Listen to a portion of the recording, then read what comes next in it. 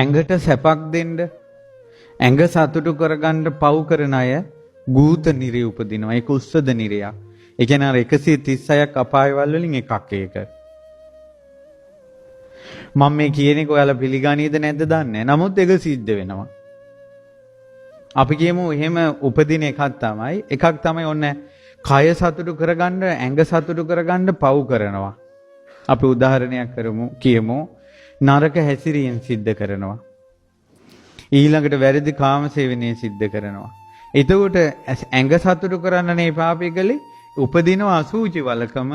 ඒ අසූචි වලේ ඉන්නවා තියුණු තුඩ තියෙන ඉදිකටු වගේ තුඩ තියෙන පණුවෝ. උඹ සතුටු කළේ යම් හමක්ද යම් ඇඟක්ද ඒකෙන්ම විඳවපන් කියලා විදිනවා. ඇට මිදුළු දක්වා ඇඟ ඇතුට්ටම විදිනවා. පින්වත් දරුවනේ මම මේ දැන් බණ කියන වෙලාවේ ඔයාලා ඔහොම අහගෙන ඉන්න වෙලාවේ දැන් ඒ නිරේ විඳිනවා. මේ වෙලාවේ ඉන්නවා. අවුරුදු කෝටියටම එක තප්පරයක්වත් දුක නැති වෙලාවක් නැහැ. අපිට ඔළුවේ කැක්කුමක් එක්ක ඔපරේෂන් එකක් කරලා වේදනාවක් ආවත් නිින්ද ගිය ගමන් හරි ඒ වේදනාව නැහැ. එක්කෝ සිහිය නැති වෙන්න බෙහෙතක් දුන්න ගමන් හරි වේදනාව නැහැ. නිරිසතාට එහෙම නැහැ. දුර්ලභ අවස්ථාවක් තියෙන්නේ. හැම තැනම මේවා කියන්නෙත් නැහැ. කිව්ව කෙනාටත් වාද විවාද තර්ක විතර්ක කර ඒ කියපු අය කොහෙන්ද කියන්නේ එයා ඇස් වලින් දැක්කද කියලා තර්ක විතර්ක කරනවා. අපි ඉස්කෝලේ අපි විභාග ලියනකොට විද්‍යාත්මක දේව අපි කියමු උදාහරණයක් පරිප්පු වල ප්‍රෝටීන් තියෙනවා. ඊළඟ නිමිති වල යකඩ තියෙනවා කියමුට යසට ලියනවා ඒවා. එයා ඔය විද්‍යාඥයා ඇහෙන් ඔයා දැක්කද ඔයා කියලා තර්ක කරන්න යන්නේ නැහැ. සුද්දෙක් කිව්ව ගමන් ඉහි තියාගෙන පිළිගන්නවා.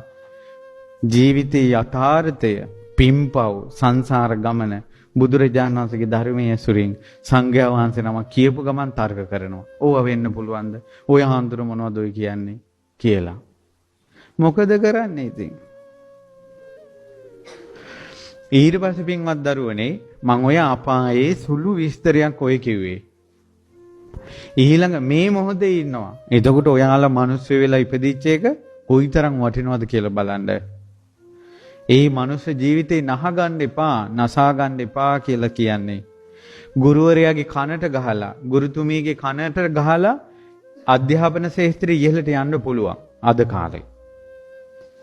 ඉස්කෝලේට වුණත් බෝම්බයක් ගහලා වුණත් ඔන්ලයින් ක්ලාස් වලින් ඉගෙන ගන්න පුළුවන්. නමුත් ගුණධර්ම එහෙම වැඩින්නේ නැහැ. දැන් අපි කියනවා පාර්ලිමේන්තුවේ ඉන්නේ හොරු ටිකක් කියලා කියනවා. ඒතර පාර්ලිමේන්තුවේ ඉන්නේ ඔක්කොම ඉගෙන ගත්ත අයනේ. ඉහළ අධ්‍යාපන ලැබපු අයනේ. අවසානයේ නිකන් හොරු වෙලා නැහැ. එහෙනම් ඉගෙනගෙන ඒකේ අවසානයේ කියන්නේ පංච දුස්චරිතෙන් හිබි මිනිස්සෙක් හදන එකද? ඒකයි ගුරුතුමිය මට විදුහල්පතිනිය මට කතා කරලා කිව්වේ ස්වාමීනි සමාජයට අපි පංච දුස්චරිතෙන් ජීවිතේ කෙලවර කරගන්න ළමයි ටිකක් නෙවෙයි දාන්න ඕනේ. ආයේ හතර අපායට වැටෙන්නේ නැතුව මනුස්ස වර්ගයාට කරුණාව මෛත්‍රිය තියෙන පින්වන්ත දරුවෝ ටිකක් ඉස්කෝලෙන් එළියට දාන්න ඕන කිව්වා. මට ඒකට උදව් කරන්න කිව්වා මට ධර්ම දේශනාවක් කළා දීලා. ඔයාලගේ විදුහල්පතිනිය එහෙමයි මට කතා කළේ. ඒ නිසායි මම බාරගත්තේ. ඊට පස්සේ පින්වත් දරුවනේ තිරිසන් ලෝකේ උපදිනවා. තිරිසන් ලෝකේ සත්වයෙක් ඉපදුනාට පස්සේ ඒක මේ වගේ. ඔයාලා හිතන්න බලන්න ගෙදරක ඉන්නවා චූටි බලු පැටියෙක්, චූටි බලල් පැටියෙක්. මේ චූටි ළමයි මේ දූල පුතාලා හරි ආසයි වුන්ට. බදා ගන්නවා පිටිපස්සෙන් දුවනවා නාවනවා. එතකොට අපි ගොඩාක් ආස කරන්නේ, ගොඩාක් කැමති වෙන්නේ තිරිසන් ජීවිතයකට. කාටුම් බලලා සමහර අය කතා කරන කුරුල්ලු අතර ඉපදෙන්න ආසයි. මට පිට රටවල් වල ධර්ම දේශනාවලට ගියාට පස්සේ ඒ රටවල් වල ඉහළ ජොබ් කරන, ඉහළ රැකියාවල යෙදෙන මිනිස්සු මුණ ගැහිලා තියෙනවා.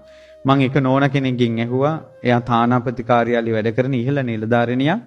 එතුමිය මට කිව්වා මේ ස්වාමීන් වහන්සේ මම කැමති මැරුණට පස්සේ ඩොල්ෆින් කෙනෙක් වෙන්න කිව්වා.